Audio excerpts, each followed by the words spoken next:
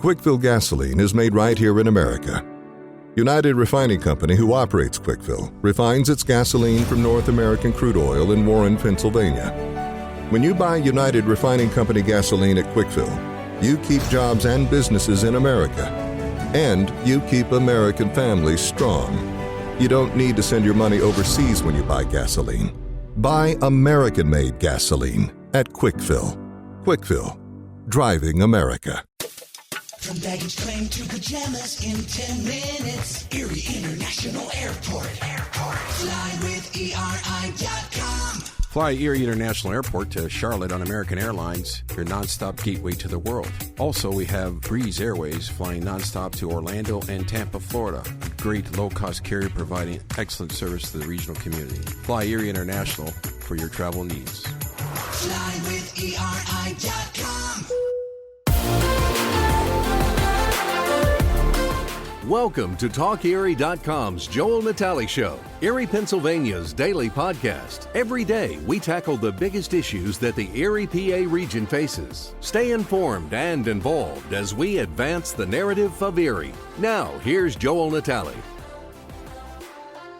We're excited here in the 4 o'clock hour here on Talk Erie to have former Congresswoman Liz Cheney of Wyoming, who is appearing tonight with Sister Joan Chittister at the Jefferson Educational Society's Global Summit at the Bayfront Convention Center.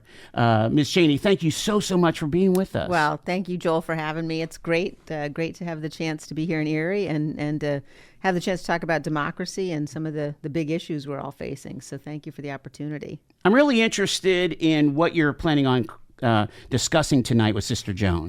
Well, it'll be a whole range of topics, I'm sure. We're doing a sort of a fireside chat format, and I know we'll talk about some of the big issues our country's facing, talk about what it means to live in a democracy. Obviously, the decision that everybody's got to make coming up here in, gosh, is it 19 days now? Wow.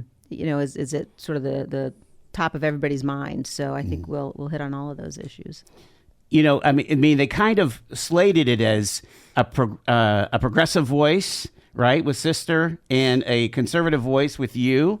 Do you feel like there's a lot of commonality? Is there going to be some stark differences between your points of view? Yeah, I'm sure that there will be areas on which we disagree, but I think that what we're seeing more and more, especially in this election cycle, is that the policy issues, the big policy differences, have not been the ones that are sort of at the forefront for people. Given the real challenge that we're facing and the threat that I believe we face because of what Donald Trump did, because of what he continues to do and say, I think that you've got a coalition of people who've come together, regardless of where we might stand on policy issues in certain regards, to say, look, that can't be, we can't go down that path again. And so you have very unusual coalitions forming. Yeah, there's no doubt about that. To that point, you've been out on the campaign trail with Vice President Harris.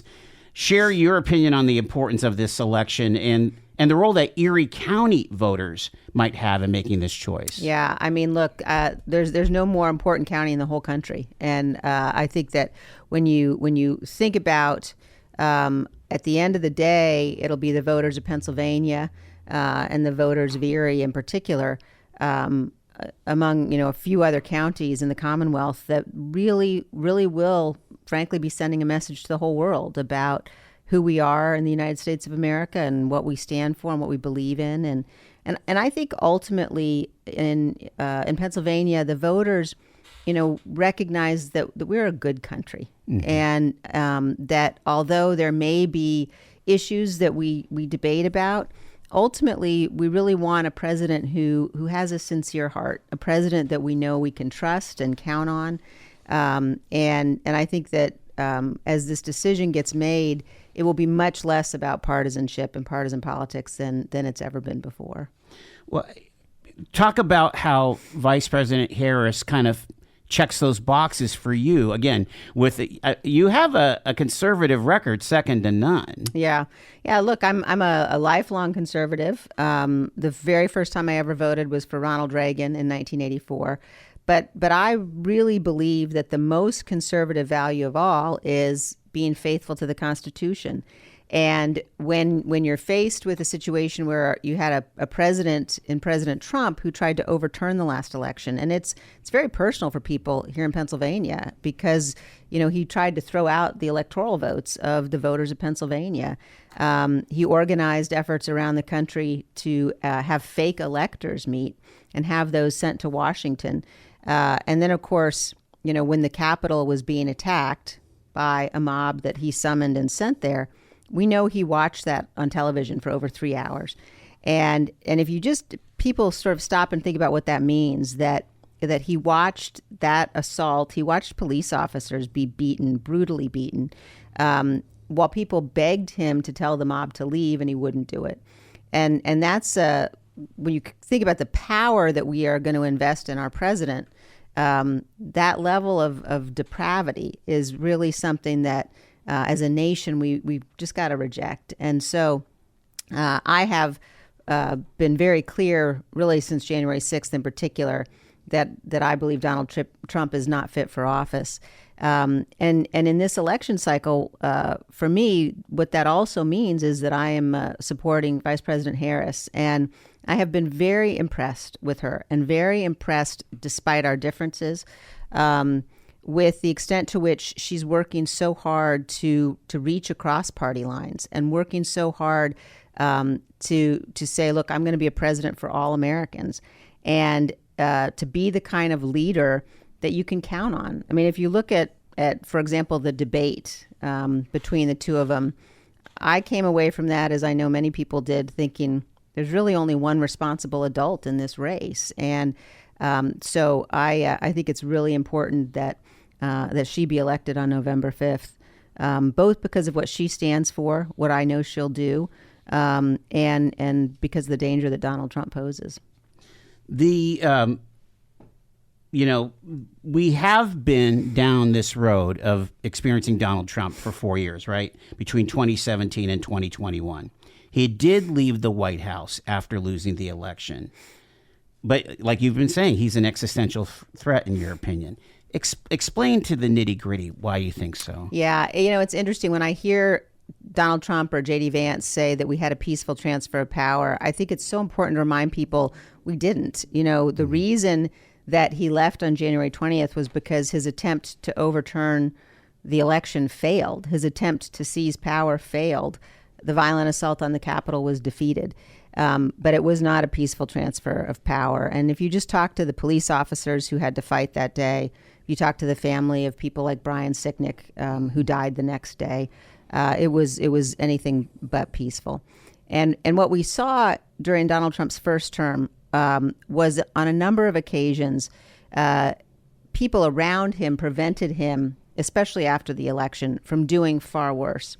But even before the election, we now know, looking back, you've had his former Secretary of Defense talk about how concerned he would be if Donald Trump were in power again. Obviously, Mike Pence is unprecedented to have a former vice president say he won't support the president again. You've had, his former chiefs of staff come out and say the same thing. And people need to really stop and think about why that is. You had people around Trump who prevented his worst instincts, but those people won't be there in a second Trump term. And he tells us almost every day what he will do. Just this weekend, he talked about using the military to, basically imprison his, what he calls the enemy within. And I know that sometimes people hear that and they think, well, it's just Trump being Trump. But we can't do that. We saw on January 6th that actually he will carry out what he's telling us. And when you're faced with a president who refuses to enforce the law, who refuses to enforce the rulings of the courts, very quickly we are no longer a nation of laws. And I think the threat that he poses because he is not faithful to the Constitution is significant. He also brings with him an erratic and a chaotic way of approaching everything, a lack of stability. And when you look at the challenges we're facing internationally, for example, having an American president who's going to abandon our allies, who's going to abandon NATO, who really he idolizes dictators. I think that is a recipe for making us and the world much less safe. And again, just a risk we can't afford to take. The book talks quite a bit about J6, right? Your book, and I have to ask this because there's those on the right who totally disregard the findings of the select committee you co-chaired. One reporter described it as, quote, a political hit job by Democrats and anti-Trump Republicans rather than a sober-minded quest to prevent disorder. How would you fight back to those critics? Yeah, I would tell people to go look at the hearings, go look at the transcripts of the testimony. It's all out there publicly available. And what's so important for people to realize is the testimony about what happened came from Republicans. It came from people who worked most closely with Donald Trump. The people who testified to us that he knew the election was not stolen were, the leaders of the Justice Department, his White House counsel, the leaders of his campaign, the people who testified about his plans to seize power, to overturn the election. Again, they were all the people closest to him who gave testimony under oath. And I think that's very important. It's not, you don't have to take my word for it. You don't have to take the word of any of his political opponents. It's those closest to him who have told the American people who he is and what he did.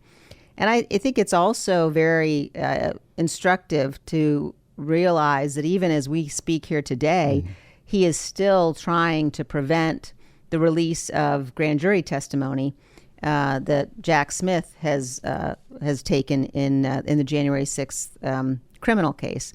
And, Donald Trump is working so hard to do that because he knows how damaging it will be for him if that information is made public. And I think, again, I would just tell people, go look at the testimony, go look at the transcripts, go listen to what people said, before you make a decision that he's not dangerous, because it's absolutely clear that he is. All year round, Frontier Home Products and Design has what you need to make your home comfortable and beautiful. Relax on a new timber tech deck designed by Frontier's experts. A new fireplace from Frontier Home Products Fireplace Gallery adds warmth and serenity to any home. Beauty and versatility at Frontier Home Products and Design Center, 4213 Peachtree, 5th next to the Bayfront Highway. Frontier Home Products and Design Center. Discover a new frontier. PA contractor number PA039007. Get paid to drive. Start a new career behind the wheel at the EMTA. If you are looking for a high-paying and rewarding career with full benefits and paid training, stop by or apply online today with the EMTA. Plus, EMTA riders can now enjoy free Wi-Fi on new, clean, and environmentally friendly buses to travel all over Erie County. Visit ridethee.com for more information. Get on board EMTA. Get on board EMTA. Get on board. Former Congresswoman Liz Cheney is with us here on Talk Erie and the Joel Natale Show. A lot of the Harris campaign seems to be about, well, I'm not Trump. And actually, she's starting to say, I'm not Biden. But what is she? She's kind of an unknown person. I mean, and in her defense, she's had, 80, 90 days to put a campaign together here? Yeah, I mean, look, it's fascinating to me because certainly if you go back and you look at what Republicans, and I include myself in this, what we said about Vice President Harris when she was first picked, there was a real effort to portray her as very far left, as very radical. And she didn't help things with her primary campaign. No, I mean, clearly, she was running for office initially in California and then, in the primary race. But as I have gotten to know her and as I have watched her in this campaign, and as I have both talked with her directly and also listened to her, it's clear to me that she is a very serious, substantive, responsible individual. And her track record, yes, you're right, this campaign has not been a long campaign.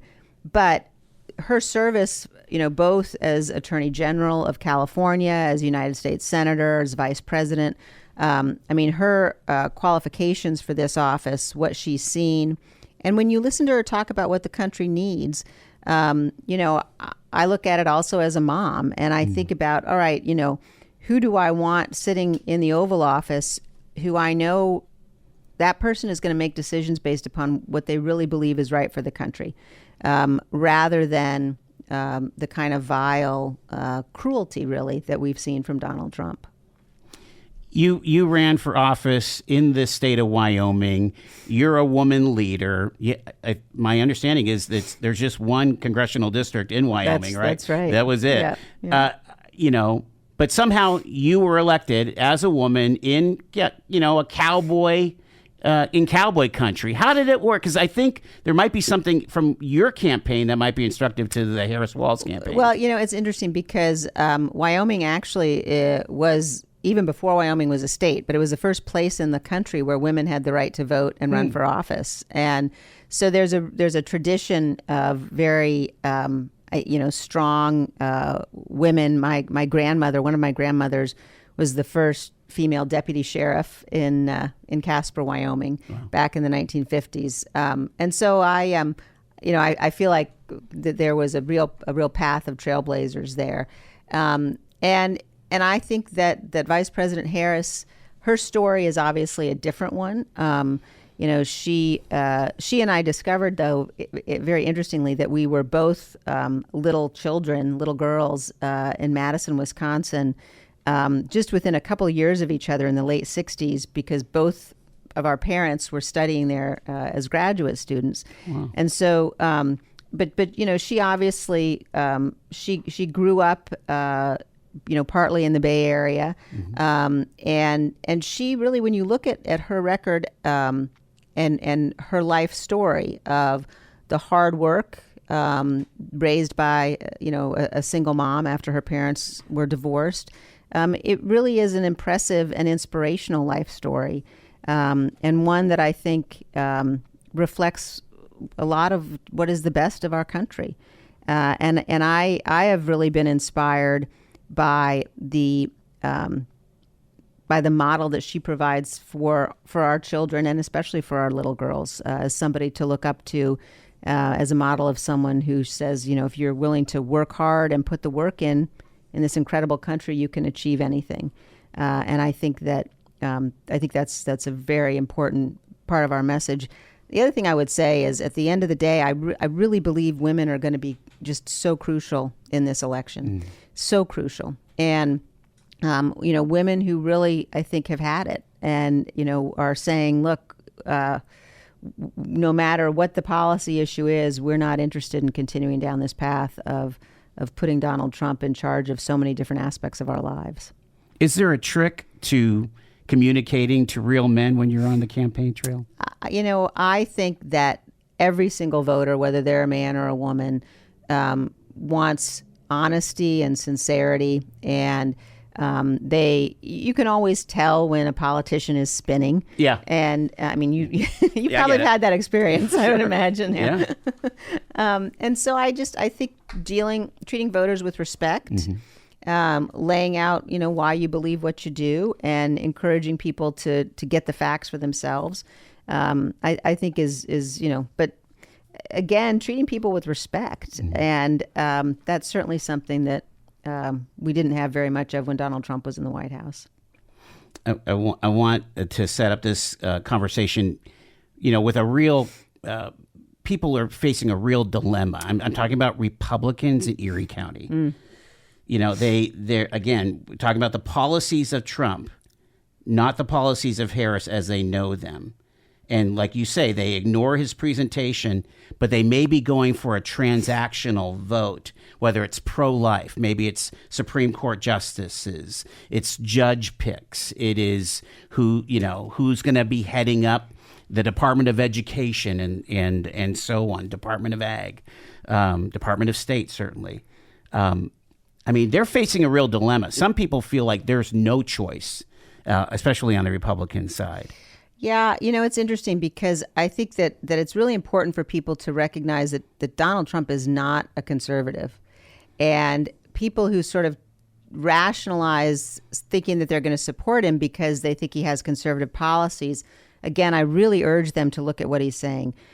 His economic policies, the notion that, and he says this again and again, that he's going to impose these blanket tariffs. Tariffs equal inflation. Tariffs equal taxes on every single American.